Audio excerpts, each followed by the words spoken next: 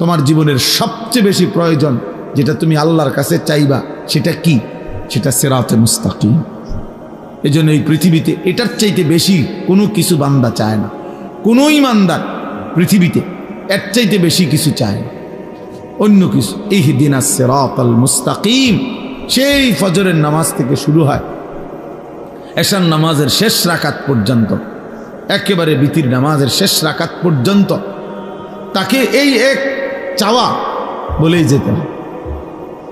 বলতে হয় কি না বলেন না? ইহদিনাস সিরাতাল মুস্তাকিম সিরাতাল্লাযীনা আন'আমতা আলাইহিম। রব্বে করিম, আমি আপনার সিরাতে মুস্তাকিম চাই, যে পথে চললে মাওলা আপনাকে মিলে যাবে, যে পথে চললে মাওলা জান্নাত পর্যন্ত পৌঁছে যাবে। জীবন চলার প্রত্যেকটা পদক্ষেপে আমি সেই সিরাতে মুস্তাকিম চাই। সেই সকালে, দুপুরে, বিকালে, সন্ধ্যায়, রাতে, ফজরে, সুন্নতে, নফলে, মুস্তাহাবে, ফরজ, ওয়াজিব সব বারে বারে বলা। আল্লাহ তাআলা বলেন আন্না হাদা সিরাতি মুস্তাকিমান ফাত্তাবিউ। আল্লাহ বলেন এই কোরআনই হচ্ছে আমার সিরাতে মুস্তাকিম। আন্না হাদা, নিশ্চয়ই ইহা, সিরাতি মুস্তাকিমান, আমি আল্লাহর সিরাতে মুস্তাকিম। ফাত্তাবিউ, অতএব বান্দা একেই অনুসরণ করো। ওয়ালা তাত্তাবিউস সুবুল, আর কোন পথ অনুসরণ করো না। ফাতাফাররাকা বিকুম আন সাবিলিহি, তাহলে তোমাকে সত্য পথ সিরাতে মুস্তাকিম থেকে বিচ্ছিন্ন করে দিবে। এজন্য এটা জীবনের বড় পাপ। আমার এটা খুব আফসোস লাগে। স্কুলে পড়ে, কলেজে পড়ে, ইউনিভার্সিটিতে পড়ে, কত কিছু পড়ে। আহা বন্ধু, বাংলা কথা বলতে পারে, ইংরেজি অনেক কথা সুন্দর জানে, কিন্তু মঞ্জিল চেনে না, কোথায় গিয়ে থামবে। মনে করছে এগুলো এতগুলো পড়া পড়তেছি, একটা সময় আইসা কর্মজীবনে শেষ বয়সে সুখ করব, শেষ বয়সে একটা ভালো চাকরি, একটা ভালো ব্যবসা, দুনিয়াবি একটা সমাজে একটা স্ট্যাটাস। কিন্তু দেখা গেছে সব যখন ঘুষায় কবরে যাওয়ার সময় হয়ে যায়, অথবা অসুস্থতা, রোগ, ডায়াবেটিস সহ বিভিন্ন রোগ আইসা বাসা বাঁধে। আর তখন দুনিয়া আছে কিন্তু ভোগ করতে পারে না। প্রতিদিন সকালবেলা যে কোনো ডায়াবেটিক হসপিটালে কেউ যদি যায়, 7টা বাজে, দেখেন কি পরিমাণ বয়স্ক, মাঝ বয়সী লোক, ভদ্রলোক, শিক্ষিত, উচ্চ শিক্ষিত, সমাজের এলিট পার্সন কিভাবে বসে সিরিয়াল ধরে রয়েছে ডায়াবেটিস পরীক্ষা করতে। তাইলে আমার ভাই, দুনিয়ার এই হায়াত, আমাদের এই বেঁচে থাকার জীবনটাকে দুই ভাগ করা, যে এক ভাগে আমি কিছুদিন পড়ব বা কর্ম করব, আরেক ভাগে আমি সুখ করব, এতটুকু দিয়ে এই দুনিয়া জীবনটাকে ভাগ করা আর এর দূরের উপরে নিজের পরিকল্পনাকে সাজানো, আল্লাহর কসম এটা আহাম্মক ছাড়া, বেওকুফ ছাড়া আর কিচ্ছু হইতে পারে। এটা বেওকুফ, ওই মানুষ বেওকুফ, ওই অভিভাবকও বেওকুফ, ওই সন্তানও বেওকুফ, যে অভিভাবক তার সন্তানকে শুধু দুনিয়ার হায়াত পর্যন্ত স্বপ্ন দেখাইছে, আর সন্তান যে শুধু দুনিয়ার হায়াতকে নিয়েই স্বপ্ন দেখতেছে।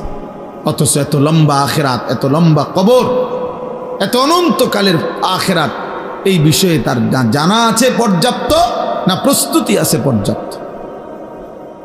এক লাইন কোরআন শরীফ দেখে দেখে মুসলমান কত কিছু পড়লো, শিখলো, কিন্তু আল্লাহর কোরআনের একটা লাইন সাইয়া সাইয়াও শুদ্ধ পড়তে পারে না।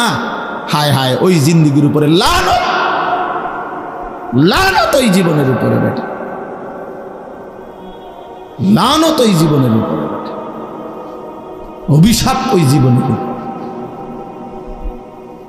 মুসলমান এত বড় নিকৃষ্ট হয় কেমনে? যে আমার যিনি মালিক, আমার যিনি মনিব, আমি তার কালামই পড়তে পারি না। তা আমার এই জিহ্বারের সার্থকতা কি? আমার চোখের সার্থকতা কি? আল্লাহ আমারে চোখে দিল কেন? আল্লাহ আমারে জবানি দিল কেন? আমারে বানাইলই কেন? ভাত, মাছ, চাল, ডাল, পেশাব, পায়খানা, ঘুম, স্ত্রী মিলন, যৌন চাহিদা পূরণ, এ তো জানোয়ারের আখলাক, এ তো জানোয়ারেরও পূরণ হয় মিয়া। জন্তু জানোয়ারও তো খায়, ঘুমায়, পেশাব পায়খানা করে, জন্তু জানোয়ারেরও তো যৌন চাহিদা পূরণ হয়, নয়তো এগুলোর বাচ্চা হয় কেমনে?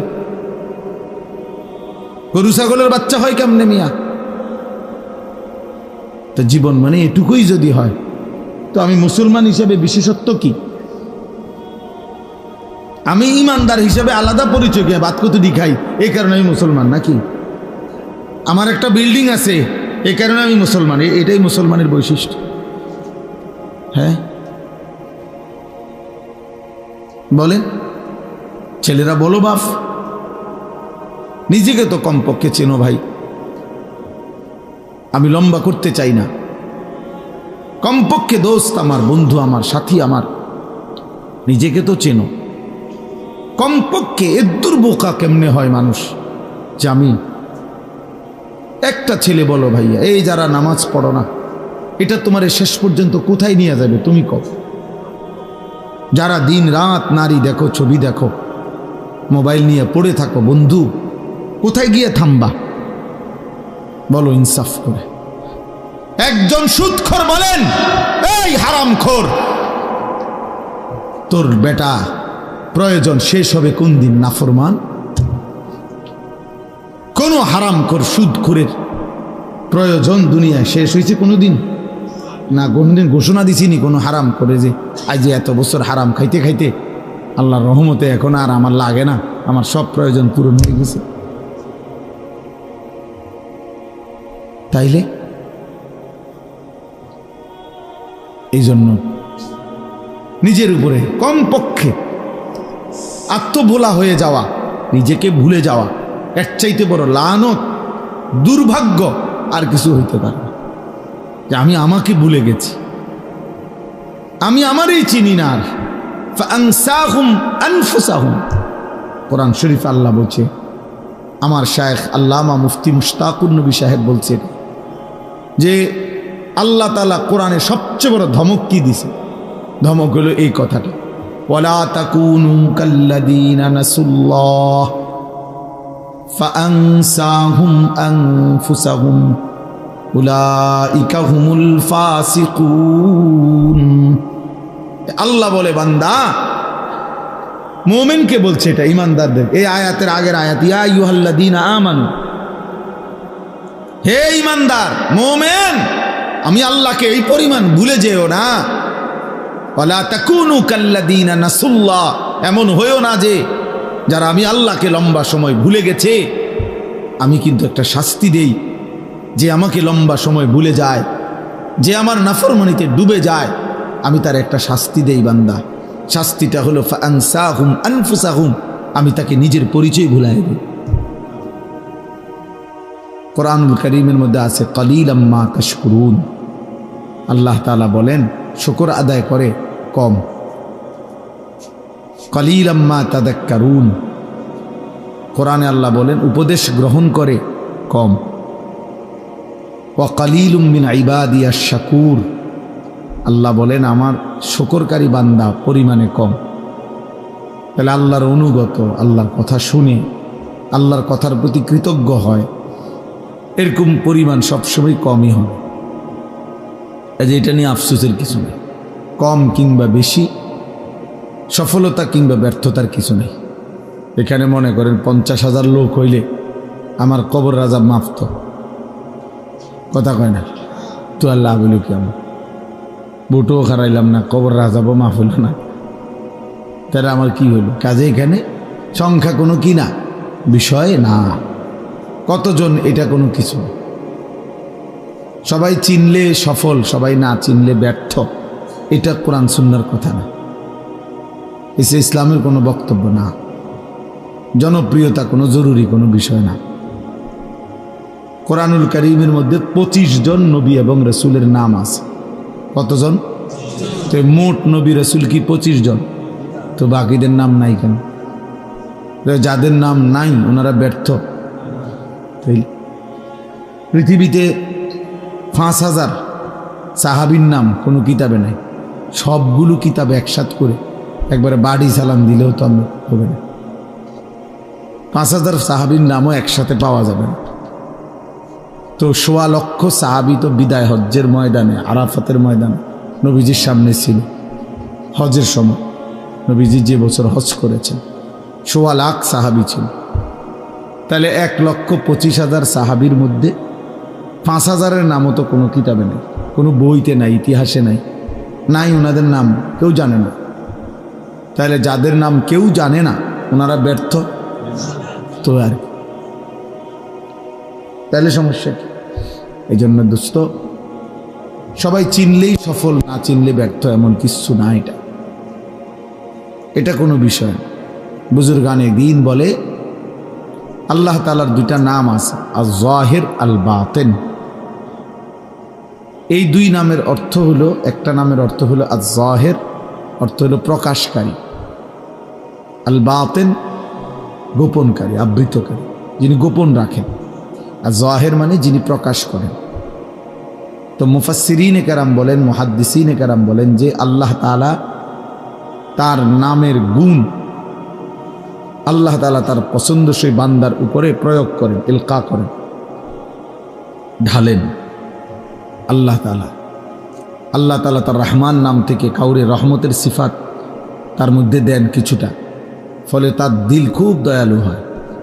এরকম অনেক গুণ আল্লাহ তার বান্দাকে দেন, বৈশিষ্ট্য। এটা আল্লাহ তাআলা কুদরতি নিজাম। তো আল্লাহ তাআলা এই 2 নাম আল্লাহ তার ইচ্ছা মতো তার কোনো বান্দার উপরে জুহুর মানে এই প্রকাশকারী এই গুণটা দেন কাউরে, তো তখন দুনিয়া তাকে চেনে। আবার কারো উপরে আল্লাহ তাআলা ওই যে বাতেন গোপনকারী, তিনি এই গুণটা কাউকে ঢালেন কাউরে, তো তাকে পৃথিবীবাসী চেনে না, তিনি শুধু চেনে। তাহলে এই জন্য অনেক আউলিয়া কেরাম এমন আছে যা করে গোটা দুনিয়া চেনে। আবার এমন লাখো লাখো আউলিয়া আছে আল্লাহর প্রিয় বান্দা কেউ চেনে, পাহাড়ে জঙ্গলেই শেষ, ইন্তেকাল করছে, কেউ জানেও না, হাসরের ময়দানে দিন। এই জন্য দোস্ত, এটা একটা জরুরি বিষয়। কোরআন সুন্নাহর দৃষ্টিতে সংখ্যা পরিচিতি এটা কোনো বিষয় না, কতজন এটা কোনো কথা। সূরা ইয়াসিনের মধ্যে একটা ঘটনা আছে, ওয়াদরিব লাহুম মাসালান আসহাবাল কারিয়া। এই ঘটনার মধ্যে আছে 3 জন রাসূল আল্লাহর পক্ষ থেকে একটি এলাকার মানুষকে দিবানিশি কালেমার দাওয়াত দিছে, আল্লাহর দিকে দাওয়াত দিছে।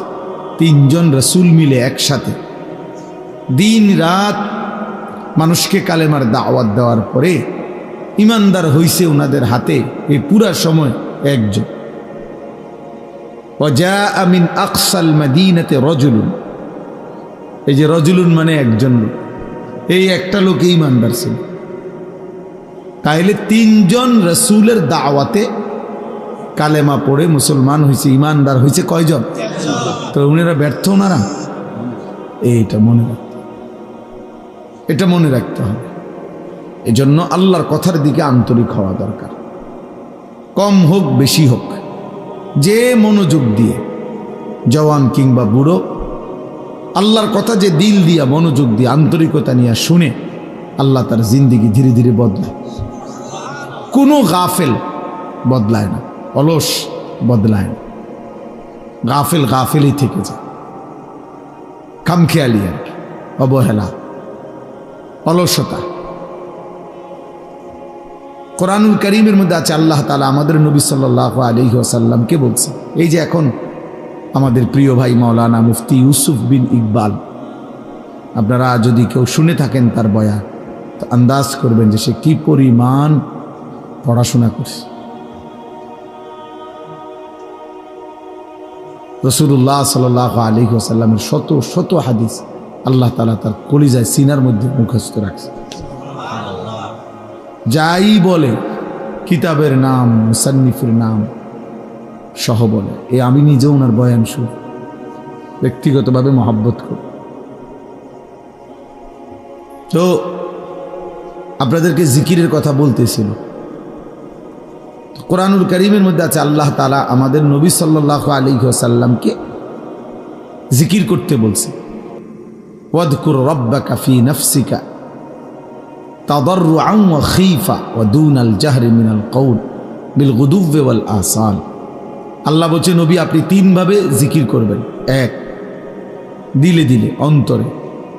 দুই, আওয়াজ ছাড়া জিহ্বায়, মানে শব্দ হবে না, নিঃশব্দে, তবে জবানে তবে শব্দ নাই। আর হলো হালকা আওয়াজ, সকালে এবং সন্ধ্যায়, মানে দিবানিশি।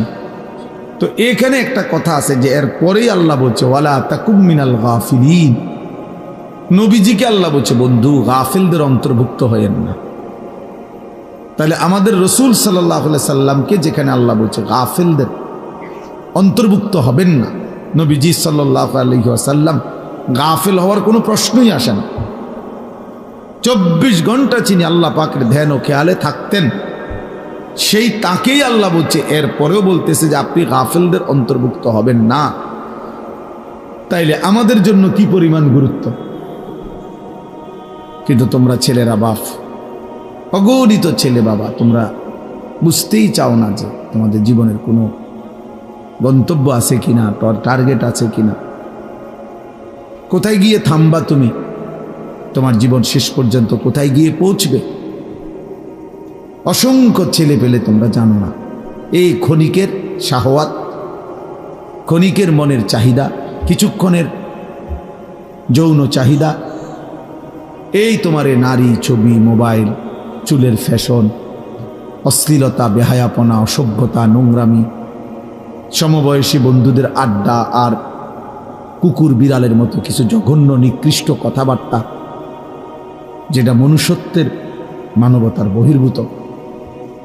এই কিছু কাজে লাখ লাখ শত শত ছেলে তোমরা জিন্দিগি শেষ করে দিচ্ছ। এভাবেই রাত বয়ে যায়, দিন শেষ হয়ে যায়। এমন সুন্দর যৌবন, এমন সুন্দর সময়, হায়াত অনাদরে, অবহেলায়, খামখেয়ালিতে জোয়ারের পানির মতো ভাইসা যেতেছে। অথচ আল্লাহর কসম কোরআন কারীমের মধ্যে আছে প্রত্যেকটা মানুষ তার পিছনের এই সময়ের জন্য আফসোস করে, আর আল্লাহর কাছে একটু সময় হায়াত ভিক্ষা চাই। প্রত্যেক পাপী নাফরমান আল্লাহর কাছে একটু সময় চাইবে, কিন্তু আল্লাহ তাআলা 1 সেকেন্ডের জন্য বিগত সময় আর ফেরত দিবেন না। কারো জন্যই কোনো সময় আর ফেরত আসবে না। হাত্তা ইদা জাআ আহাদাহুমুল মাউত ক্বালা রাব্বিরজিউন। আল্লাহ তাআলা বলেন যখনই মৃত্যুর সময় ঘনিয়ে আসে তো নাফরমান বলে রাব্বিরজিউন, আল্লাহ আর কিছুদিনের জন্য আমার এই দুনিয়ায় ফেরত দেন। লাআল্লি আ'মালু সালিহান ফীমা তারাকতু। আয় আল্লাহ যদি এবার ফিরতে পারি, তাহলে যে আমলগুলো ছুটে গেছে এবার যদি যাইতে পারি, আজরাইলকে সরায় দেন, আমি এবার নেক আমল করব। কোরআনুল কারীমের মধ্যে আছে আল্লাহ বলবেন কাল্লা, কখনোই না বান্দা, এটা হবেই না। আর কোনো দিন আমি আল্লাহ পেছনের সেই সময় ফেরত দেব না। ওয়ালা ইউআখিরাল্লাহু নাফসান ইযা জাআ আজালুহা। আল্লাহ বলেন প্রত্যেকের মৃত্যুর সময় যখন হয়েই যায়, তো আমি আল্লাহ তাআলা আর 1 সেকেন্ডও তাখির দেরি করি না, দেরি করি না। কাউকেই আমি আল্লাহ থাকতে দেই না। এজন্য বন্ধু আমার, দোস্ত আমার, সুখে থাকলেও মরে যাবেন, দুঃখে থাকলেও মরে যাবেন, হাসি কিংবা আনন্দ কিংবা বেদনায়, রাজপ্রাসাদ আর কুড়ে ঘর, সব অবস্থাতেই মারাই যাব আমরা, কবরেই চলে যেতে হবে। এই অনিবার্য বাস্তবতা, চিরন্তন এই সত্য যে আমাকে মরতে হবে, আমাকে চলে যেতে হবে, এটাকে অ্যাভয়েড করা, অস্বীকার করা, পাশ কাটানো, বুঝতে না চাওয়া, এটা নিতান্তই বোকামি ছাড়া আর কিছু না। কারণ বলে আমি বুঝি নাই এই জন্য আমার মরণ নাই, না, আপনি না বুঝতেও মরে যাবেন। আপনি খেয়াল না করলেও মরে যাবেন, খেয়াল করলেও মরে যাবেন, খুব কেয়ারফুল থাকলেও মরে যাবে, আর অসতর্ক থাকলেও মরে যাবে। চাইলে আমার ভাই, আমার বাপ, আল্লাহর কথা, এই কথা নিয়ে আজকের কথা না শুনি, আমাকে যেতেই হবে, চলে যেতে হবে। গন্তব্য চিনা, মঞ্জিল চিনা, আমি আসলে যাব কোথায়, যাচ্ছি কোথায়, থামবো কোথায়, খোদার কসম এটা বুঝা আল্লাহ সবচেয়ে বড় নিয়ামত। এটাই সিরাতে মুস্তাকিম, যে আমি জানি আমি জিন্দিগি চলতেছি, আমার ঘর আমার শেষ মাথা না, আমার জীবন দোকান না, আমার জিন্দিগির শেষ প্রান্ত আমার বিল্ডিং না, আমার জীবনের শেষ প্রান্ত আমার ব্যবসা না, আমার জিন্দিগির শেষ প্রান্ত জান্নাত। ওই পর্যন্ত আমি কিভাবে নিরাপদে যাইতে পারবো, সঠিকভাবে যাইতে পারবো, সেই পথের সন্ধান তালাশ করা, খুঁজে পাওয়া, ওই পথে চলতে পারা, আল্লাহর কসম ভাইয়া ওইটাই জীবনের সবচেয়ে বড় সফলতা। আর এই জন্যই আল্লাহ তাআলা বলছে, বান্দা তোমার জীবনের সবচেয়ে বেশি প্রয়োজন যেটা তুমি আল্লাহর কাছে চাইবা, সেটা কি? সেটা সিরাতে মুস্তাকিম। এই জন্য এই পৃথিবীতে এটার চাইতে বেশি কোনো কিছু বান্দা চায় না। কোনো ইমানদার পৃথিবীতে এর চাইতে বেশি কিছু চায় না, অন্য কিছু। ইহদিনাস সিরাতাল মুস্তাকিম সেই ফজরের নামাজ থেকে শুরু হয় এশার নামাজের শেষ রাকাত পর্যন্ত, একেবারে বিতির নামাজের শেষ রাকাত পর্যন্ত তাকে এই এক চাওয়া বলেই যেতে হয়। বলতে হয় কিনা বলেন না? ইহদিনাস সিরাতাল মুস্তাকিম সিরাতাল্লাযীনা আন'আমতা আলাইহিম। রব্বে করিম আমি আপনার সিরাতে মুস্তাকিম চাই, যে পথে চললে মাওলা আপনাকে মিলে যাবে, যে পথে চললে মাওলা জান্নাত পর্যন্ত পৌঁছে যাবে। জীবন চলার প্রত্যেকটা পদক্ষেপে আমি সেই সিরাতে মুস্তাকিম চাই। সেই সকালে, দুপুরে, বিকালে, সন্ধ্যায়, রাতে, ফজরে, সুন্নতে, নফলে, মুস্তাহাবে, ফরজ, ওয়াজিব সব বারে বারে বলা। আল্লাহ তাআলা বলেন, আন্না হাদা সিরাতি মুস্তাকিমান ফাত্তাবিউ। আল্লাহ বলেন এই কোরআনই হচ্ছে আমার সিরাতে মুস্তাকিম। আন্না হাদা নিশ্চয়ই ইহা, সিরাতি মুস্তাকিমান আমি আল্লাহর সিরাতে মুস্তাকিম, ফাত্তাবিউ অতএব বান্দা একেই অনুসরণ করো। ওয়ালা তাত্তাবিউস সুবুল আর কোনো পথ অনুসরণ করো না। ফাতাফাররাকা বিকুম আন সাবিলিহি তাহলে তোমাকে সত্য পথ সিরাতে মুস্তাকিম থেকে বিচ্ছিন্ন করে দিবে। এজন্য এটা জীবনের বড় পা।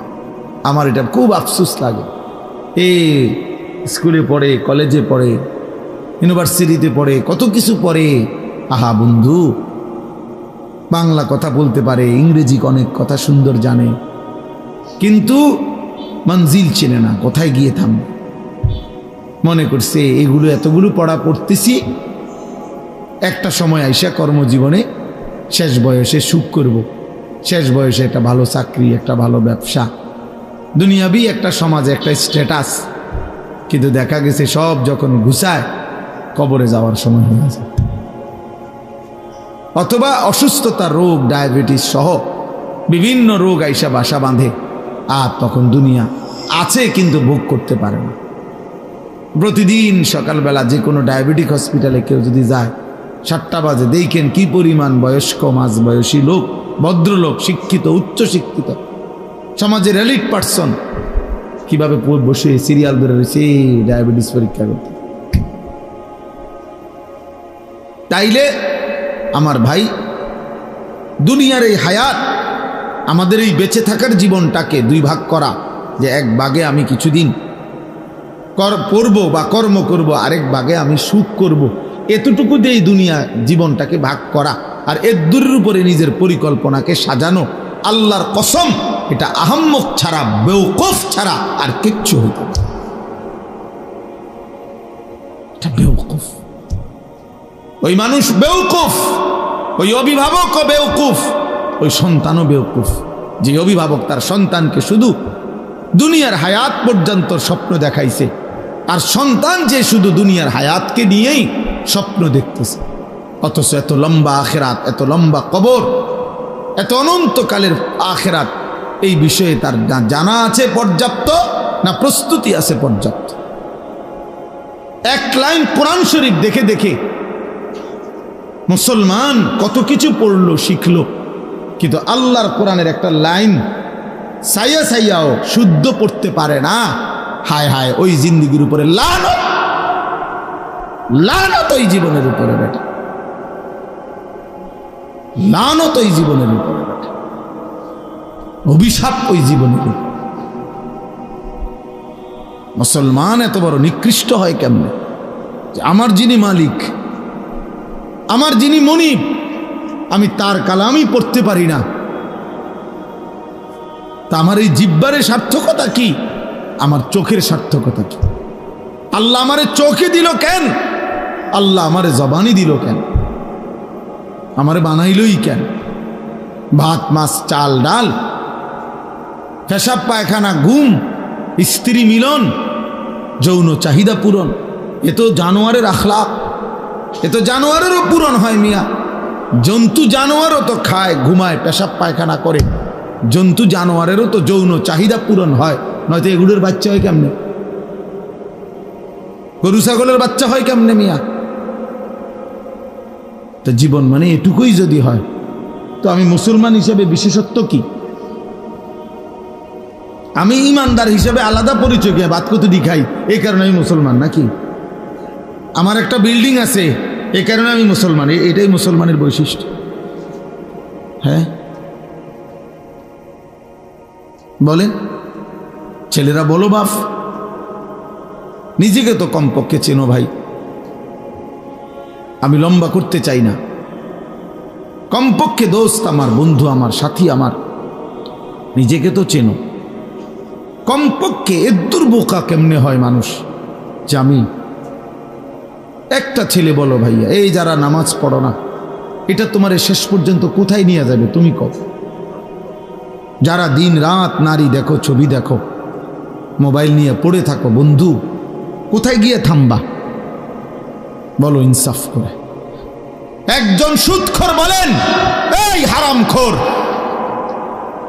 তোর বেটা প্রয়োজন শেষ হবে কোন দিন? নাফরমান কোন হারামখোর সুদখোরের প্রয়োজন দুনিয়ায় শেষ হয়েছে কোনোদিন? না, কোনদিন ঘোষণা দিছিনি কোনো হারাম করে যে আজ এত বছর হারাম খাইতে খাইতে আল্লাহর রহমতে এখন আর আমার লাগে না, আমার সব প্রয়োজন পূরণ হয়ে গেছে। তাইলে এই জন্য নিজের উপরে কমপক্ষে আত্মভোলা হয়ে যাওয়া, নিজেকে ভুলে যাওয়া, এর চাইতে বড় লানত, দুর্ভাগ্য আর কিছু হইতে পারে না।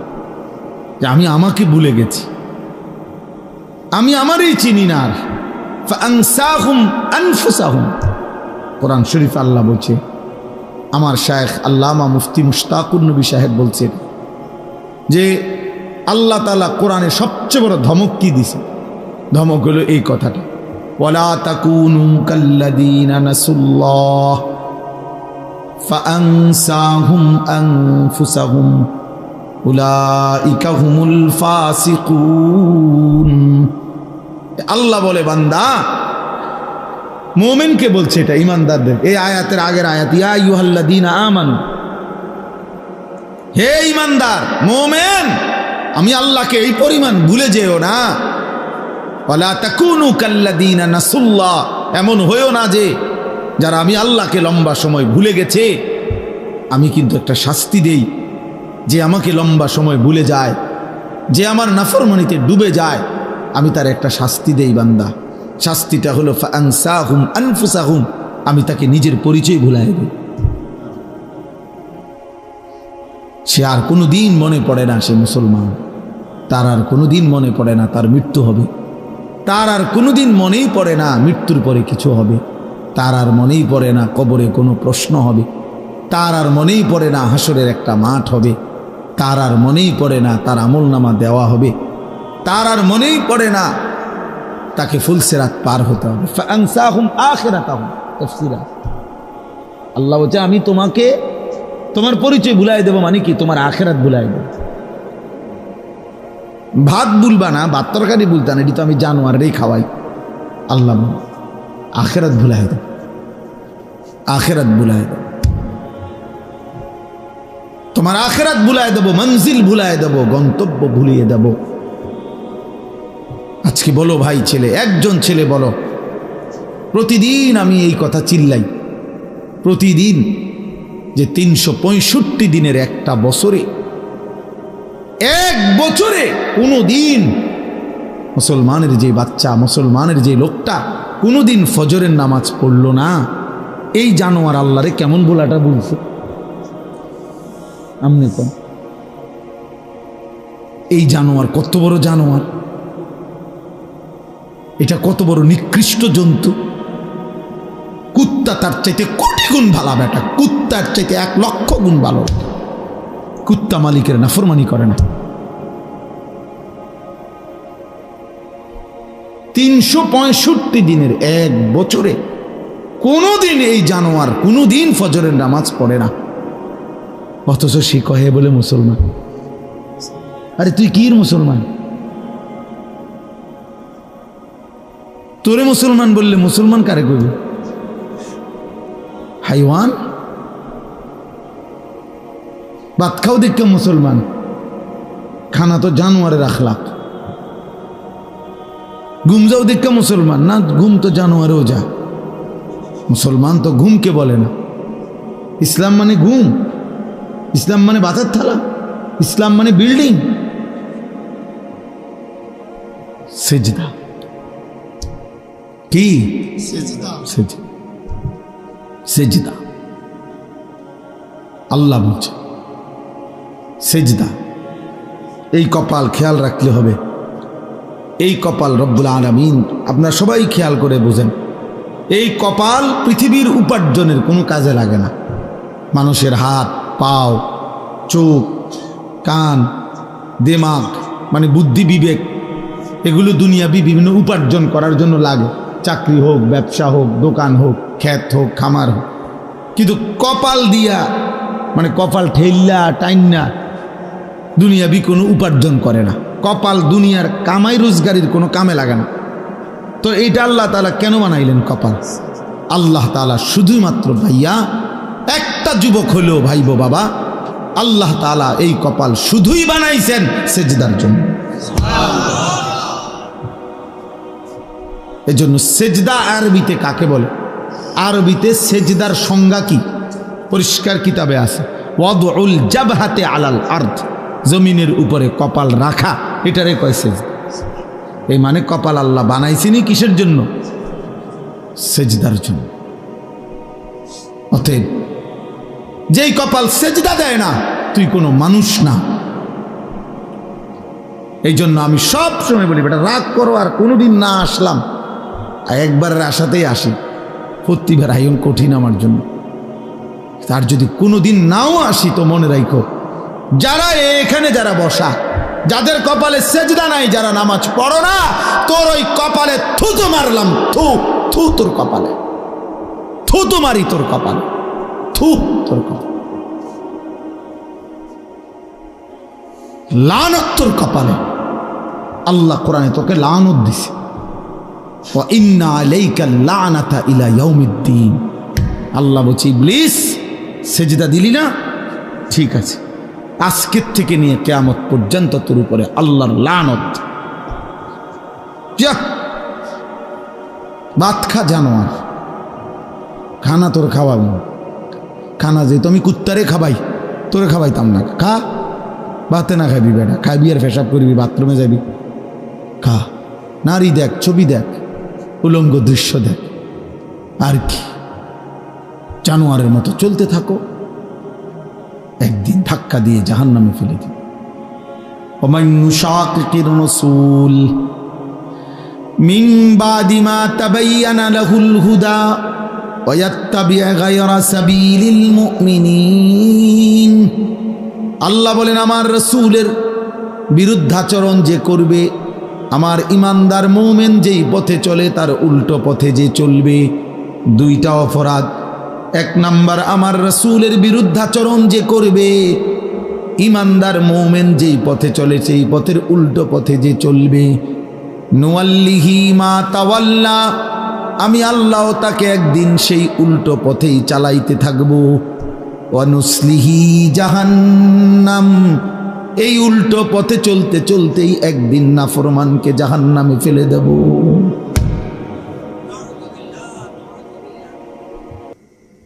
হ্যাঁ ভাইয়া, ভাত খাওয়াবে ঠিক, কিন্তু যদি আল্লাহ কোনোদিন, আর আমার কথা রাগ হইও না দোস্ত, যারা নিয়মিত নামাজ পড়েন না, হালাল খান না, সুদ খাইতেছেন, ঘুষ খাইতেছেন, কিস্তি লইতে আছেন, ওজনে কম দিতে আছেন, বেডি নাচে, নাচ দেখে, গান দেখে, বেপর্দা চলে, ঘরে টেলিভিশন চলে, নর্তকী নাচে। আচ্ছা, যদি আল্লাহ তাআলার কোনোদিন না ফিরায়, আর কোনোদিন যদি তৌফিক না দেয়, যুবক মনে করো আর কোনোদিন তোমার সেজদার তৌফিক দিলই না, আর কোনোদিন মনেই পড়লো না নাম, তো কি হবে অবস্থা? কোনোদিন আর এই গুনাহ থেকে, হারামের উপার্জন থেকে, সুদের টাকা, ঘুষের টাকা, হারাম উপার্জন থেকে আর ফিরবার সুযোগই দিছে না মনে করে, তো তখন কি হবে? হ্যাঁ, এরপরে গন্তব্যটা কোথায়? এটা বোঝা উচিত, এটা বোঝা উচিত। আমরা ওয়াজ শুধুই ওয়াজ, বক্তা যাচাই করা না, যে এক এক বছর লাইরা সেরা বক্তা দাওয়াত দাও, যখন যার একটু পরিস্থিতি আছে তারে আইনা দাওয়াত দাও, কিছু লোক হইব, কিছু চটপটি বুট বাদাম বেচা হইব, হ্যাঁ কিছু মানুষ। এর জন্য না বাপ, আমি ব্যক্তিগতভাবে এর পক্ষপাতী না। আমার কথা হইল একজনই শুনুক আর 10 জনই শুনুক, বলতে হবে আল্লাহর জন্য। এজন্য ভাই আমার, বাবা আমার, আমরা প্রত্যেকেই ইনশাআল্লাহ আল্লাহর দিকে ফিরেন, আল্লাহর দিকে ফিরে আসা, মালিককে সেজদা দেওয়া, এর মধ্যেই আমাদের ইজ্জত, শান্তি, নিরাপত্তা, দুনিয়ারও সৌন্দর্য, আখিরাতেরও সৌন্দর্য। কোনো হারামখোর খুশিতে নাই, কোনো সুদখোর বেঈমান, এই ঘৃণিত কোনো পাপী মানুষের কাছে সমাদৃত হয় না। কেউ হয়তো সামনাসামনি বেইজ্জতি হয়, কেউ হয়তো পিছনে হলেও কি হয়, বেইজ্জতি হয়। কোনো সুদখোর রে কেউ কোনো জোনায়েদ বাগদাদি কয় না। মানুষ এত বেকুব না, আপনি খাইবেন সুদ, আর মানুষকে মাশাআল্লাহ মানে দেখতে একেবারে জোনায়েদ বাগদাদির মতো লাগে। মানুষে চিরা খায় আর আপনি ভাত খান। মানুষে বুঝে না, বাটফার রে মানুষে চেনেন। কথা বোঝেন নাই যে মানুষ আলোকে আলোই বলে, অন্ধকারকে কি অন্ধকারই বলে। এই জন্য প্রত্যেকটা ফরমান সীমালঙ্ঘনকারী, জালেম, বেইজ্জতি হয়। এটা সবক বন্ধু, সবক। এটা আমাদের জন্য শিক্ষা। একটা আদালত অঙ্গন, যাদের কথায়, যার কথায়, আঙ্গুলের ইশারায় যার উঠত বসত, থরথর করে কাঁপত, সময়ের অল্প দিনের ব্যবধানে আজ যখন সেই আদালতে তাকে নেওয়া হয়েছে, তোর পথচারীরা তারে থাবড়ায়, পৃথিবীবাসী দেখছে, পৃথিবীবাসী দেখছে। পথচারী থাবড়ায় তা, আর নির্বাক একটা শব্দ উচ্চারণ করার মতো হিম্মত নেই।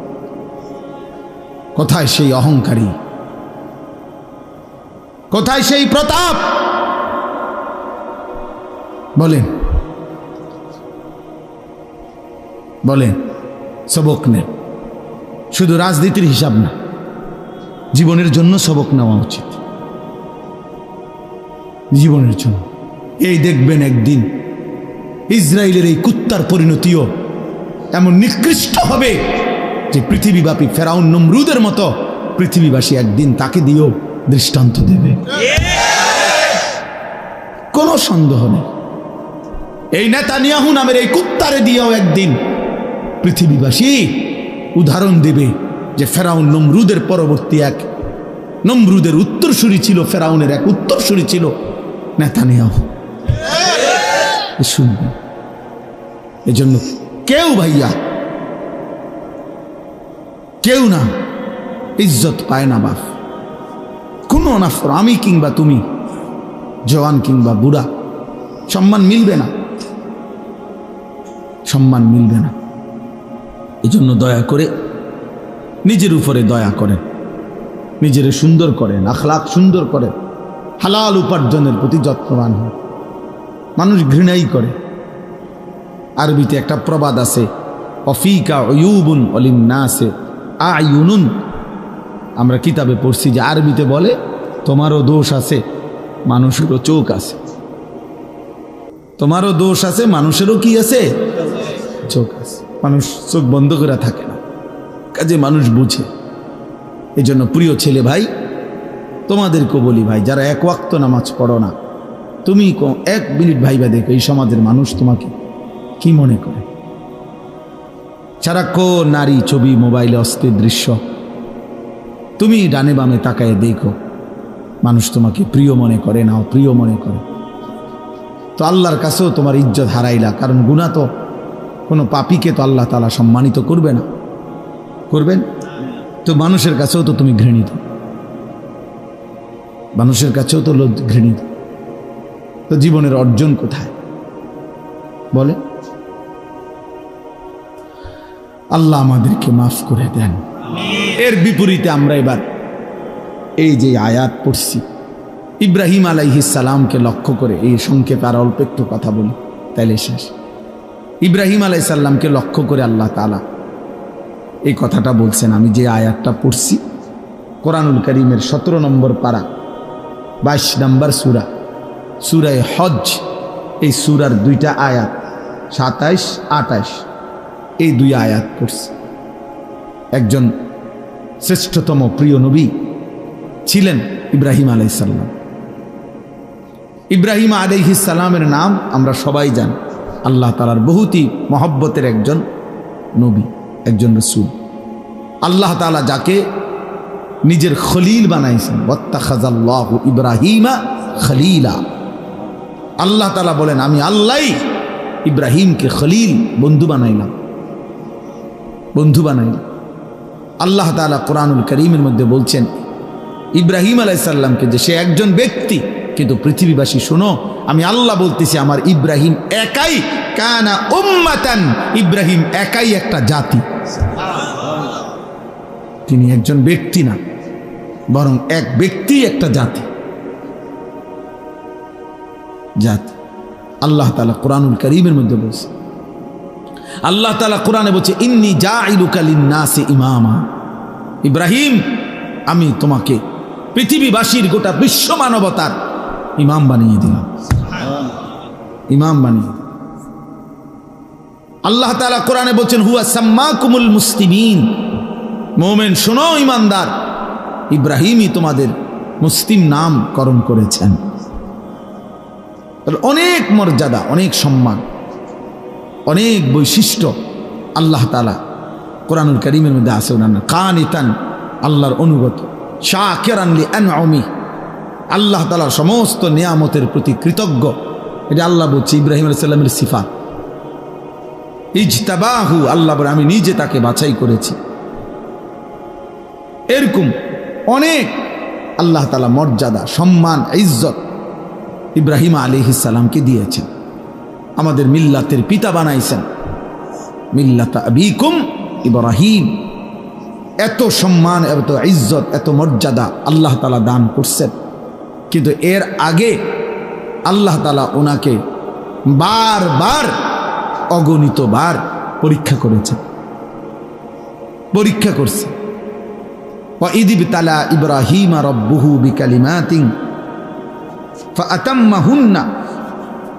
আল্লাহ তাআলা বলছেন আমি ইব্রাহিমকে অনেকবারই পরীক্ষা করেছি, প্রত্যেকবারই আমার ইব্রাহিম শতভাগ উত্তীর্ণ হয়েছে, গোল্ডেন A+ পাইছে প্রত্যেকবারে।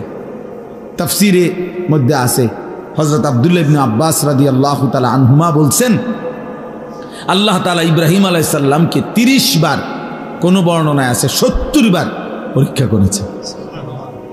কি পরীক্ষা করছেন এটি অনেক শব্দ বলা সম্ভব, কিন্তু পরীক্ষা করছেন কিসের? আসলে এই সবগুলো পরীক্ষা হইল আল্লাহ তাআলা একটা জিনিস ওনার থেকে মূলত পরীক্ষা নিছেন, যে বারবারই ইব্রাহিম আলাইহিস সালামের কলিজার মধ্যে আল্লাহর মহব্বত, আল্লাহর ভালোবাসা সবচেয়ে বেশি কিনা আল্লাহ তাআলা এইটা বারবার পরীক্ষা করছে।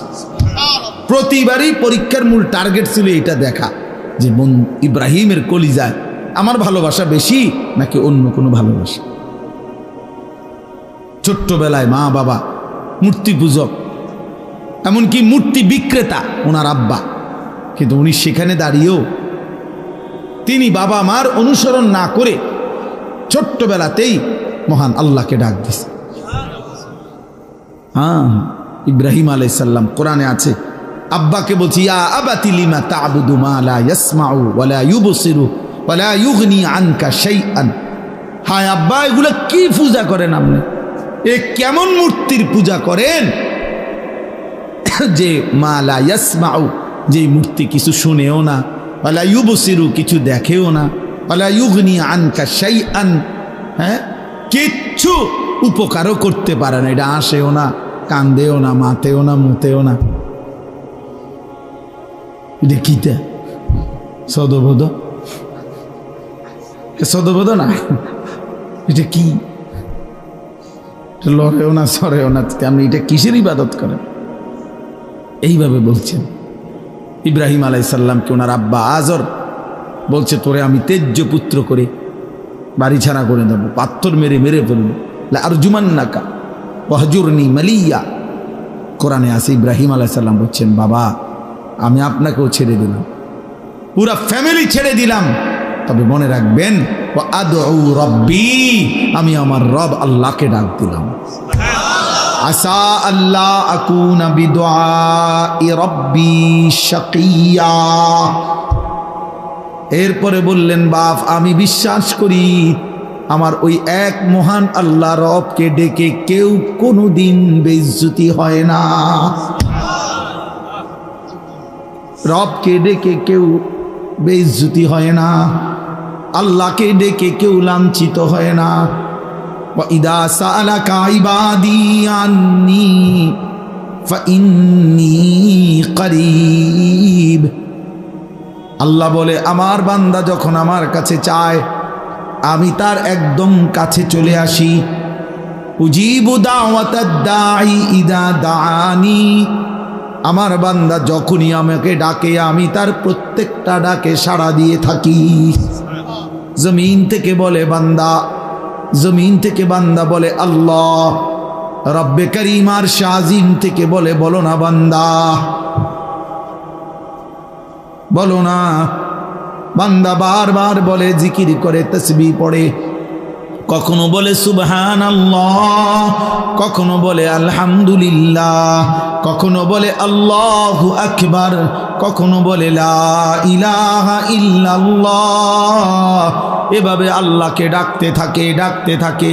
আল্লাহ আল্লাহ আল্লাহ আল্লাহ আল্লাহ আল্লাহ। প্রতিবারই বলে, বলো না বান্দা, বলো না লাব্বাইক আবদি, বান্দা আমি তো আছি, বলো না কি চাচ্ছ, কি চাচ্ছ, বলো না।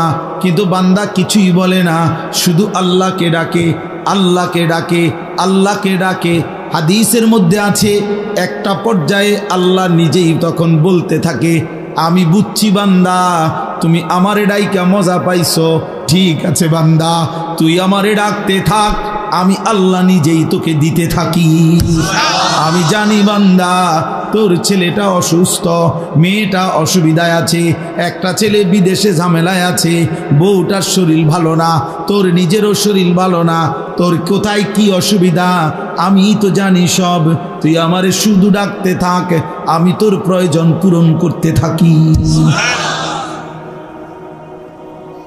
মান শাগালাহু যিকরি আন মাসআলাতি আতাইতুহু আফদালা মিম্মা উতিয়াস সাইলিন। হাদিসে কুদসিতে আছে, আল্লাহ বলে, আমার যে বান্দা আমার জিকির করতে করতে আমার কাছে চাইতে সময় পায় নাই, আমি তারে সবাই চাইয়া যে টুক নিছে তার চাইতে বেশি দিয়ে দেব। আসা আল্লাহ আকুনা বিদুআই রব্বি শাকিয়া। এই জন্য ছোট্টবেলার থেকে ইব্রাহিম আলাইহিস সালাম পরীক্ষা দিয়েছে। নমরুদের আগুনের কুণ্ডুলিতে যখন পড়ে, তখন ইব্রাহিম আলাইহিস সালাম অগ্নিকুণ্ডে পড়ার সময় জিব্রাইল, মিকাইল, ইসরাফিল, আজরাইল এরকম চারজন ফেরেশতারা এসে ইব্রাহিম আলাইহিস সালামকে সাহায্য করতে চাইছে। তাফসিরে আছে যে ফেরেশতারা বলছে, আপনি আমাদের কাছে সাহায্য চাইলে আমরা আপনাকে আগুনের এই কুণ্ডুলি থেকে বাঁচিয়ে দেব। ফেরেশতারা তাফসীরে আছে ইব্রাহিম আলাইহিস সালাম তখনও বলছেন, না না, জানো না, সরো তোমরা, আমি যার জন্য আগুনে পড়তে যাচ্ছি তিনি আমাকে দেখছেন, হাসবি আল্লাহ, আমার আল্লাহই যথেষ্ট। এই আল্লাহ এগুলো পরীক্ষা করছে বারবার, কলিজার ভিতরে 24 ঘন্টা আমি নাকি গায়রুল্লাহ নাকি অন্য কেউ, এইভাবে পরীক্ষা করে করে 84 বছর বয়সে আল্লাহ তাকে একটা ছেলে দিছেন, ইসমাইল। বলছে ছেলে দিলাম, কোলে নিতে পারবা না, চুমা দিতে পারবা না, এমনি সাইয়া থাকবা। ও ঠিক আছে, মানে আমি আপনাকে ভালোবাসি। এরপরে কয়দিন পরে আল্লাহ বলছে এবার আর সাইটাও ফাটতা না, দূরে দিয়ে আসো, চোখের আড়ালে যাও, বাচ্চারে, বাচ্চার মারে হাজেরাকে দিয়ে আসো। তো আল্লাহর ঘরের কাছে, কাবার কাছে, মরুভূমিতে, খাদ্য পানি জনমানবহীন, ঘাস লতা পাতাবিহীন জায়গাতে একাকি রেখে আসছে। কয়দিন পরে আল্লাহ বলছে, ইব্রাহিম, প্রথমে তো দেখতে দিছি, ছুঁইতে দেই নাই, এরপরে আড়ালে রাখছি, এবার আড়ালেও রাখবো না, এবার জবাই করে দাও। ইব্রাহিম আলাইহিস সালাম বলেন, মাওলা আপনি জানেন না আমি আপনাকেই ভালোবাসি। বারবার পরীক্ষা নিল, আমি ইব্রাহিম, আমি হারতে চাই না মাওলা, আমি জিতবই, আমি জবাই করবই। তো ঠিক এই গর্দানে ছুরি রাখছে। তো ইব্রাহিম আলাইহিস সালাম কি তামসা করে জবাই করতেছিল না বাস্তবিকই? উনি বাস্তবিকই চাইছে, উনি ঠিক মতোই জবাই করতে চাইছে। আল্লাহ তাআলা জবাই হইতে দেন নাই। কিন্তু আমার বলার উদ্দেশ্য হলো, এই সমস্ত পরীক্ষার বিনিময়ে আল্লাহ তাআলার কাছে বারবার বারবার, সর্বপ্রথম খতনা, এই যে পুরুষের যে খতনা করায় বাচ্চার, এই খতনা, এই হুকুম আল্লাহ প্রথম ইব্রাহিম আলাইহিস সালামকে দিয়েছেন। লা হাওলা ওয়ালা কুওয়াতা।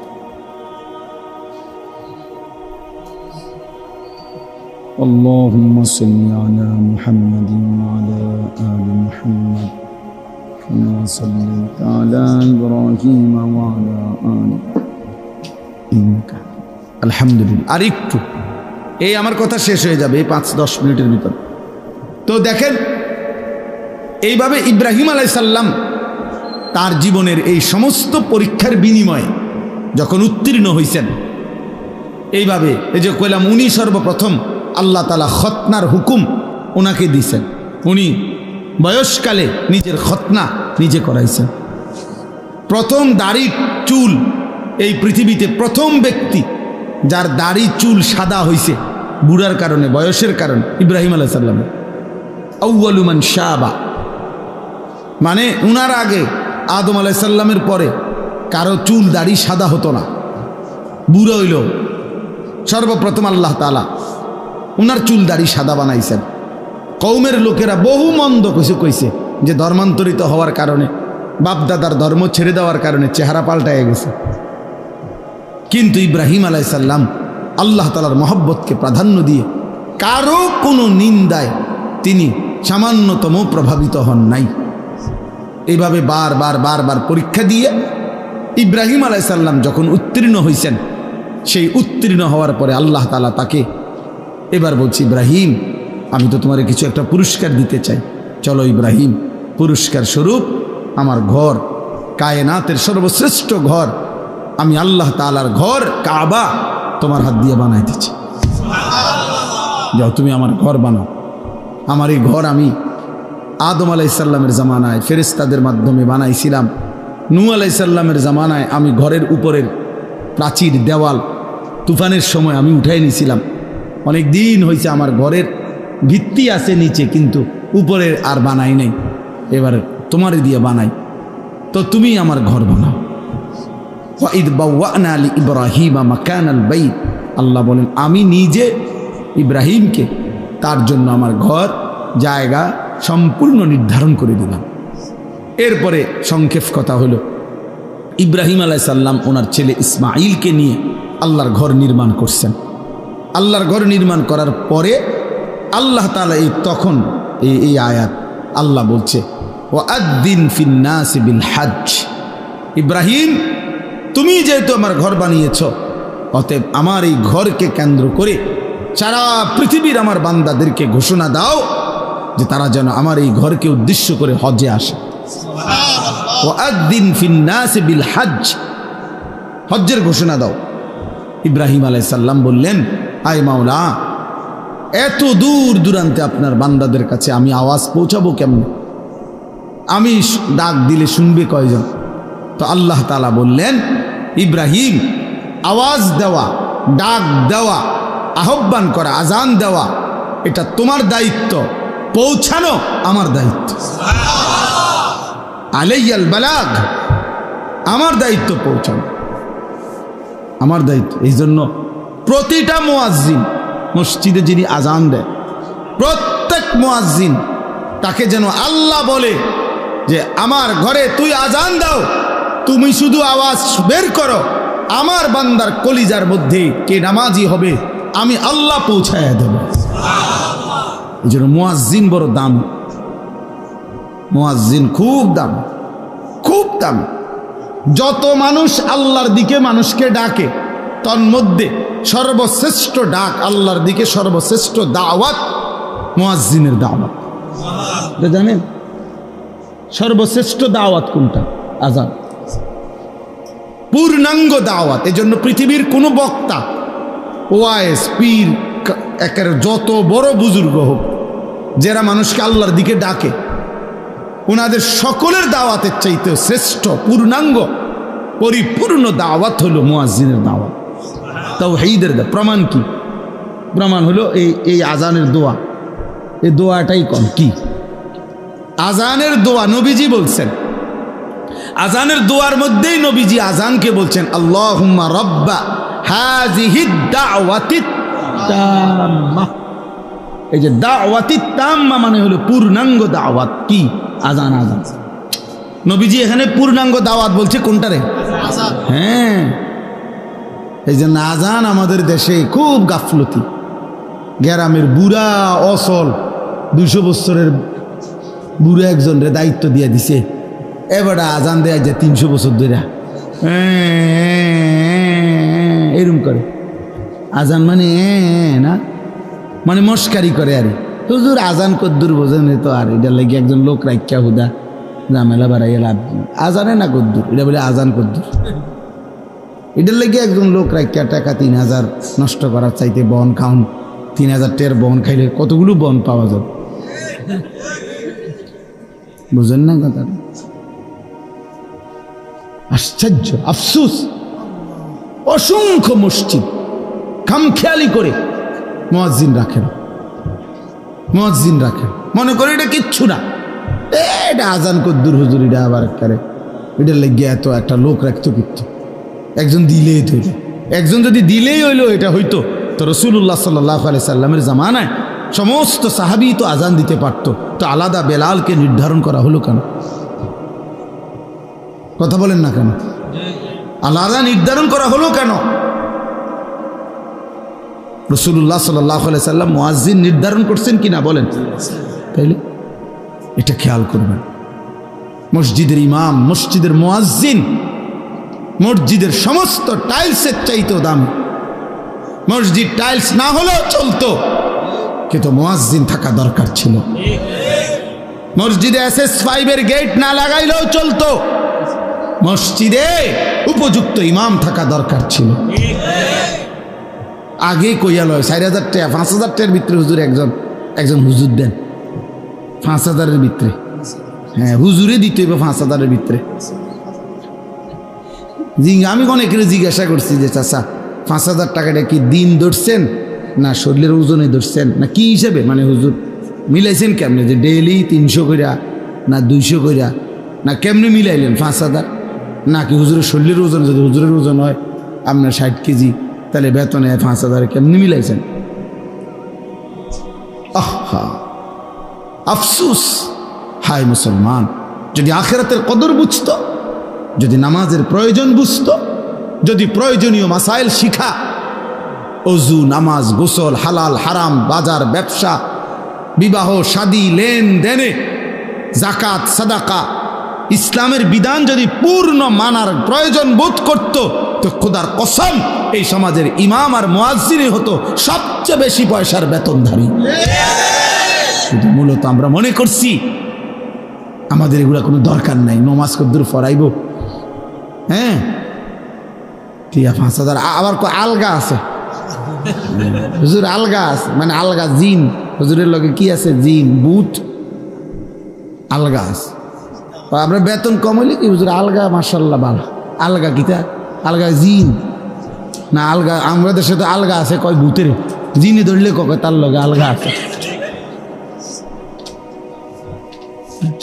বলে না এটা আলগা আছে কত হেঁটে রে, যারে জিনে ধরে তারে না কয় আলগা আছে, আফসুসের আলগা আছে বলে। আস্তাগফিরুল্লাহ, না মুয়াজ্জিনকে কদর করবে বলেন ইনশাআল্লাহ। প্রত্যেকে নিজ নিজ জায়গায় ফিকির করেন, মসজিদের ক্ষেত্রে মনে রাখেন এটা ইমাম মুয়াজ্জিনের অনেক প্রয়োজনীয়তা, উপযুক্ত ইমাম উপযুক্ত মুয়াজ্জিন দরকার দরকার এটা আমরা এটার প্রতি গুরুত্ব দিই। মানে লাইটিং করে মসজিদের ডেকোরেশন করে অনেক সুন্দর করছে, ভালো এটা করছেন, আমি গুনাহ করছেন আমি এটা বলি না, কিন্তু ইমাম মুয়াজ্জিনের ব্যাপারে এই খামখেয়ালি কেন, কেন এই খামখেয়ালি? আল্লাহ আমাদেরকে মাফ করে দেন। চলেন তো এরপরে আল্লাহ তাআলা বললেন আজানের মানে হজ্জের আজান দাও, এলান করো। ইব্রাহিম আলাইহিস সালামকে আল্লাহ বললেন ইয়াতুকা রিজালান ওয়া আলা কুল্লি দামিরিন ইয়াতিনা মিন কুল্লি ফাজ্জিন আমিক। ইব্রাহিম মনে রেখো তোমার আজকের আজান আমি আল্লাহ তাআলা কিয়ামত পর্যন্ত পৌঁছিয়ে দেব, আর কিয়ামত পর্যন্ত আমার এই ঘরকে কেন্দ্র করে কাছের যারা তারা পায়ে হেঁটে আর পৃথিবীর দূর দূরান্ত থেকে প্রতিটা গলি প্রান্ত থেকে পৃথিবীর শেষ প্রান্ত থেকেও আমার বান্দা তার বাহনে চড়ে আমার এই ঘরের উদ্দেশ্যে আসবে। ইন্তজাম আমি করব, তুমি শুধু আজান দিয়ে দাও। আজকে আলহামদুলিল্লাহ সারা পৃথিবীব্যাপী আজও সারা পৃথিবীর ইমানদার পৃথিবীর শেষ প্রান্তের মোমেনের কলিজার ভিতরেও আল্লাহর ঘর জিয়ারতের আকাঙ্ক্ষা আছে। যে দিলে আল্লাহর ঘর জিয়ারতের আকাঙ্ক্ষা নাই, এই হজ্জের মাস দেখে এটা বললাম, যেই কলিজার মধ্যে আল্লাহর ঘর জিয়ারতের আগ্রহ জাগে না, কাবার ওই কালো গিলাফ যে দেখে নাই, আমি সব সময় বলি বাবা ছেলেরা তোমাদেরকেও শুনো ভাইয়া, কালো ওই গিলাফ কাবার ওই কালো ঘর কালো গিলাফ আল্লাহর ঘরের সৌন্দর্য যে দেখে নাই, যে চোখ মদিনার রওজা সবুজ গম্বুজ যে চোখ দেখে নাই, আমি সব সময় বলি ওই চোখ কিছুই দেখে নাই। আরে বেটা তুই কিছুই দেখোস নাই বেটা, কালো গিলাফের সৌন্দর্যই দেখলা না, সবুজ গম্বুজের সৌন্দর্যই দেখলা না, মদিনার রওজায় দাঁড়াইবার আগ্রহই জাগলো না, তোমার তো দিলে নাই বেটা, তোমার তো কোনো কলজাই নাই বেটা। এজন্য প্রত্যেকের কলিজার ভিতরে এটা জাগা উচিত।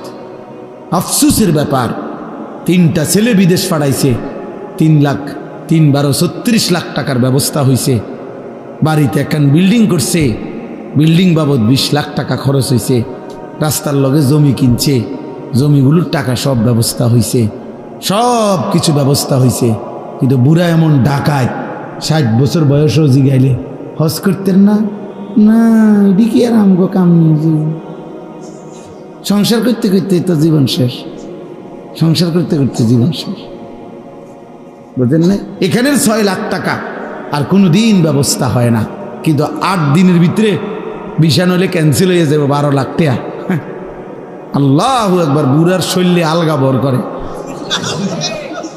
ঠিকই 12 লাখ টাকা উনি 2 দিন আগেই কি করে ফেলে,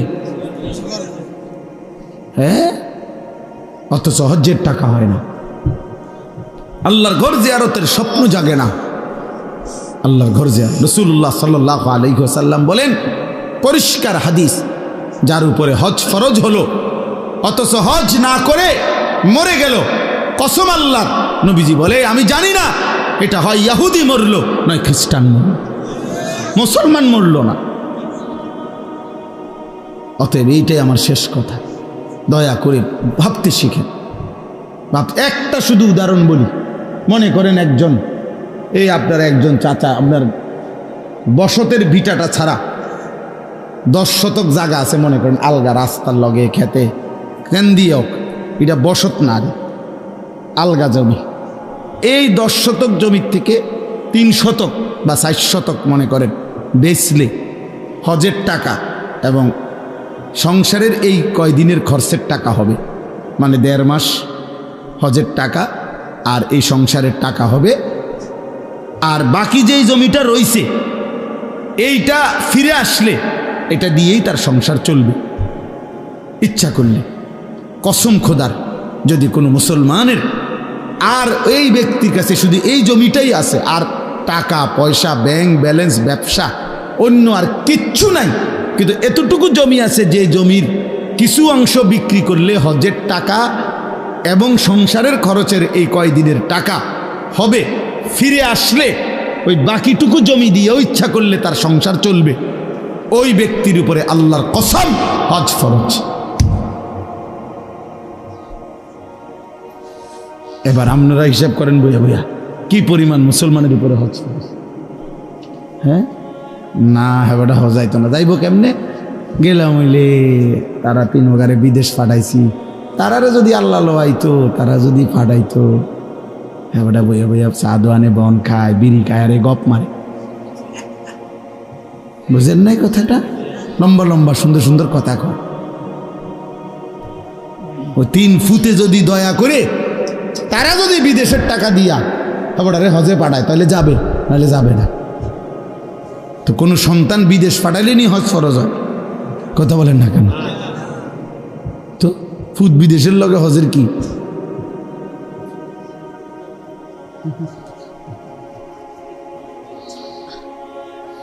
আল্লাহ আমাদেরকে মাফ করে দেন। এজন্য বারবার বলতেছি, হজ্জের এই মাসে, এটা আমার এই দ্বিতীয় শেষ কথা এটাই, হজের এই পবিত্র মাসে আল্লাহর বান্দারা ছুটছে। ইতিমধ্যে আল্লাহর বান্দারা প্রতিদিন ফ্লাইট হইতেছে, আল্লাহ চাহে তো আমরাও যাবো ইনশাআল্লাহ। এই জন্য আমি সবার জন্য দোয়া করি। আমার ড্রাইভার, আমার সাথে আমার একটা ছেলে থাকে, ওরা বলছি 200 টাকা করে জমাও। নিজে বলছি আমি, আপনি জিজ্ঞাসা করে দেখে, আমি বলছি 200 টাকা করে জমাও, 200 টাকা। তুমি পুরা টাকা মিলাইতে পারতা না, রব মিলাবে, রব তোমার দিল চাইবে, ঠিকই ব্যবস্থা হয়ে যাবে, ঠিকই ব্যবস্থা হয়ে যাবে। আপনি আলাদা করেন। এ কিশোর যুবক ভাই, তোমরাও 100 বার 1000 কোটি বার কক্সবাজার দেখা আর 1000 কোটি বার পৃথিবীর দর্শনীয় স্থানগুলো দেখার চাইতে মালিকের ওই কাবার গিলাফ দেখা একবার কোটি গুণে শ্রেষ্ঠ। তুমি এটা আন্দাজই করতে পারবা না ওই ঘর দেখার স্বাদ কেমন, ওই ঘর দেখার মজা কেমন। এই জন্য দয়া করে রাসূলুল্লাহ সাল্লাল্লাহু আলাইহি সাল্লামের রওজায়ে আতহারে যাওয়া তার চাইতে বড় সৌভাগ্য কি? আমি প্রথম যে বছর নবীজির রওজার সামনে দাঁড়াইছি, তো আমি তাকাইয়েই রইছি আর কাঁদতেছিলাম আর বলতেছিলাম যে হায় রাসূল, সেই ছোট্টবেলার থেকে কতবার আপনার নাম নিলাম, কত কিতাব পড়লাম, কতভাবে আপনার নাম বললাম, আর আপনি এখানে, আপনি এখানে। এই জন্য আমরা প্রত্যেকে ইনশাআল্লাহ আল্লাহর ঘর জিয়ারতের স্বপ্ন দেখব ইনশাআল্লাহ। মালিকের ঘর দেখবেন, এটা মুমিনের যুগ যুগান্তের মুমিনের জীবনের একটা সাধনা। আমি আমার রবের ঘর দেখব, এর টাকার হিসাব কি? আমার শায়েখ আল্লামা মুফতি মুশতাকুর নবী সাহেব প্রতি বছর, আমি মনে হয় 20 বছর ধরে দেখি ওনারে সব সময় হজ্জে যায়, ওমরায় যায়। আমি একবার ওনারে জিজ্ঞাসা করছি যে হুজুর, এই পর্যন্ত আপনি কয়বার হজ করছেন, হজ ওমরা করছেন কয়বার? হুজুরে এক সুন্দর কথা বলছে, মাওলানা শ্বশুরবাড়িতে মানুষে কয়বার যায় গুণানি যায়, শ্বশুরবাড়িতে কি গুণিনি যায়? বললেন তো মানে অর্থ হইল যে মাওলানা হজ্জের সফর ভালোবাসার সফর। কিসের সফর? ভালোবাসার সফর। এ তো প্রেমের সফর, এ তো মহব্বতের সফর। অতএব ভালোবাসার সফরে আবার হিসাব কি, কয়বার গেছি এই হিসাবের তো বিষয় না, মালিকের ঘরে বারবার যাইতে পারা এটাই তো বড় বিষয়।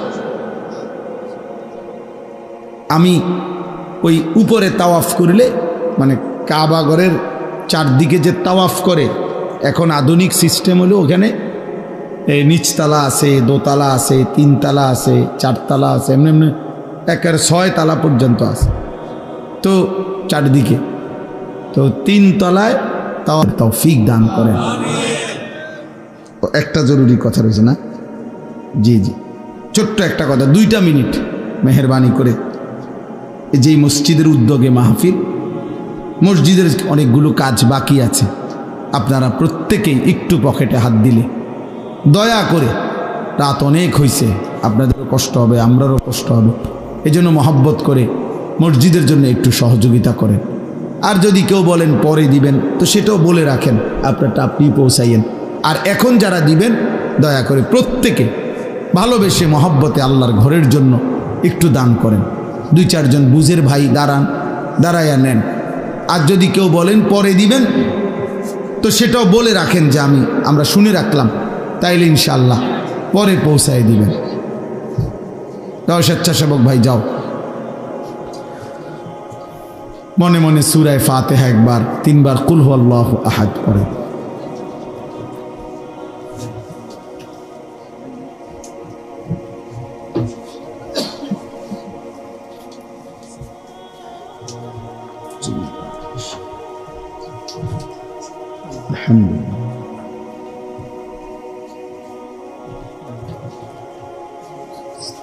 اهدنا الصراط المستقيم صراط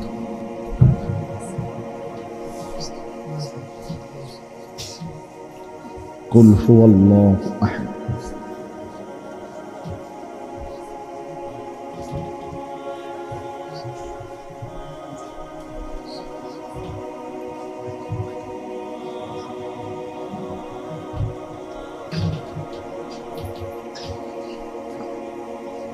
আমার মাদ্রাসা হলো কুমিল্লা ক্যান্টনমেন্ট, ময়নামতি সাহেবের বাজার বলে।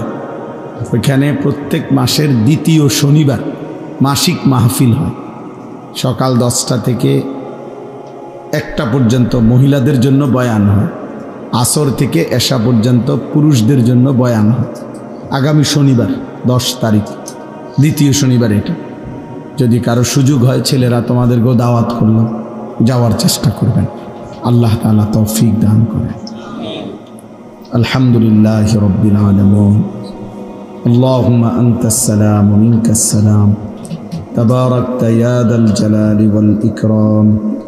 ইয়া রাব্বি লাকাল হামদু কামা ইয়ানবাগি লিজালালি ওয়াজহিক ওয়া আযীমি সুলতানিক। সাল্লি আলা মুহাম্মাদিন কামা হুয়া আহলুক ওয়া ফাআল বিনা খায়রান কামা আনতা শানুক। يا أرحم الراحمين يا أرحم الراحمين يا أرحم الراحمين. ربنا ظلمنا أنفسنا وإن لم تغفر لنا وترحمنا لنكونن من الخاسرين. ربنا آتنا في الدنيا حسنة وفي الآخرة حسنة وقنا عذاب النار.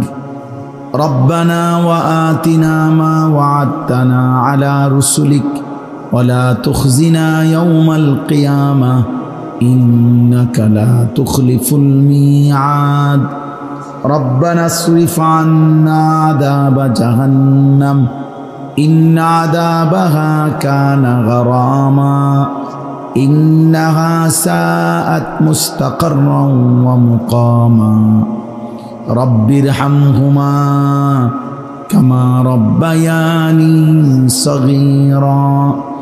ربنا هب لنا من أزواجنا وذرياتنا قرة أعين وجعلنا للمتقين إماما. مولاي كريم আপনি মাফ করে দেন, রব্বে করিম আপনি মাফ করে দেন, মেহেরবান মাওলা আপনি মাফ করে দেন, পেছনের জিন্দেগির সমস্ত গুনাহ মাফ করে দেন, আগামী জিন্দেগি আপনি সুন্দর করে দেন, ঈমান আমলের দৌলত দান করেন, ইজ্জত আফিয়ত দান করেন, তাকওয়া তহারত দান করেন, হিম্মত ইস্তেকামত দান করেন, ইখলাস দান করেন, ইখলাস দান করেন, সেজদাওয়ালা কপাল বানিয়ে দেন, কাঁদনেওয়ালা চোখ বানিয়ে দেন, জিকিরওয়ালা জবান বানিয়ে দেন, মোহব্বতওয়ালা দিল বানিয়ে দেন, সুন্নাতওয়ালা জীবন বানিয়ে দেন। আল্লাহ সমস্ত কবরবাসীদেরকে মাফ করে দেন, কেয়ামত পর্যন্ত কবরের আযাব মাফ করে দেন, কেয়ামত পর্যন্ত কবরের আযাব মাফ করে দেন, কবরগুলোকে জান্নাতের টুকরা বানিয়ে দেন, আপনার নূরে রহমত দ্বারা ভরপুর করে দেন। আল্লাহ আমরা যারা বেঁচে আছি আমাদেরকে দ্বীন ও ঈমান নসিব করেন, হেদায়েত নসিব করেন, তাকওয়া নসিব করেন। কিশোর যুবক ছেলেগুলোকে নামাজি বানিয়ে দেন, চরিত্রবান বানিয়ে দেন, উত্তম আখলাকওয়ালা বানিয়ে দেন, সেজদাওয়ালা বানিয়ে দেন। বয়স্ক বাবা চাচাদেরকে আরও বেশি নেক আমলের তৌফিক দান করেন। ওলামায়ে কেরামকে উম্মতের ফিকির দান করেন। মা বোনদেরকে পর্দা পুশিদা দান করেন। অসুস্থ বিমারি যারা শিফা করে দেন, প্রত্যেকের কামাই রুজিতে হালাল বরকত দান করেন। প্রবাসী বিদেশের জমিনে যারা সহি সালামতে নিরাপদে রাখেন মাওলা, আল্লাহ আমার দেশকে নিরাপদ করে দেন, আমার দেশকে নিরাপদ করে দেন, আমার দেশকে নিরাপদ করে দেন। প্রতি ইঞ্চি জমিনকে নিরাপদ করে দেন। জান মাল ইজ্জত আব্রুর হেফাজত করেন। কোরআন সুন্নাহ বিরোধী কোনো আইন যেন বাস্তবায়ন না হয় মাওলা। আল্লাহ আপনি তৌফিক দান করেন। আল্লাহ আপনি আমাদেরকে কবুল করে নেন। আয় আল্লাহ আপনি রহম করেন, আপনি রহম করেন। আজকের এই মাহফিলখানা কবুল করে নেন, মাহফিলখানা কবুল করে নেন। মাহফিলের সমস্ত ইন্তজামে বরকত দান করেন। জামে মসজিদখানা কবুল করে নেন। মসজিদের জরুরত আপনি পূরণ করে দেন। আল্লাহ আপনার গায়েবের খাজানা থেকে পূরণ করে দেন। আল্লাহ আপনি চাইলে হয়েই যাবে মওলা, আপনি না চাইলে কিছুই হবে না মওলা। আখিরি ফরিয়াদ মওলা, আখিরি ফরিয়াদ মওলা, গাজা ফিলিস্তিনের মজলুম মুসলমানকে বিজয় দান করেন, মজলুমকে বিজয় দান করেন, মজলুমকে বিজয় দান করেন। আয় আল্লাহ ইসরায়েলের বেঈমানদেরকে আপনি ধ্বংস করে দেন। আয় আল্লাহ ফেরাউন নমরুদকে আপনি ধ্বংস করেছেন, নেতানিয়াহু ট্রাম্পকে আপনি ধ্বংস করে দেন। আল্লাহ আপনি ধ্বংস করে দেন। আয় আল্লাহ ইন্ডিয়ার মুসলমানকে আল্লাহ আপনি হেফাজত করেন, ইন্ডিয়ার মুসলমানদেরকে আপনি হেফাজত করেন, ইন্ডিয়ার মুসলমানদেরকে আপনি হেফাজত করেন, কাশ্মীরের মুসলমানদেরকে আপনি হেফাজত করেন, আরাকানের মুসলমানদেরকে আপনি হেফাজত করেন। আয় আল্লাহ ফিলিস্তিনের মজলুমকে বিজয় দান করেন, গাজার মজলুম মুসলমানদেরকে বিজয় দান করেন। আল্লাহ এই চোখে বিজয় দেখে যেতে চাই মাওলা, এই চোখে বিজয় দেখে যেতে চাই মাওলা, এই চোখে দেখে যেতে চাই মাওলা। রব্বিরহামহুমা কামা রব্বায়ানি সগীরা। সুবহান রব্বিকা রব্বিল ইজ্জাতি আম্মা ইয়াসিফুন ওয়া সালামুন আলাল মুরসালিন আলহামদুলিল্লাহি রাব্বিল আলামিন।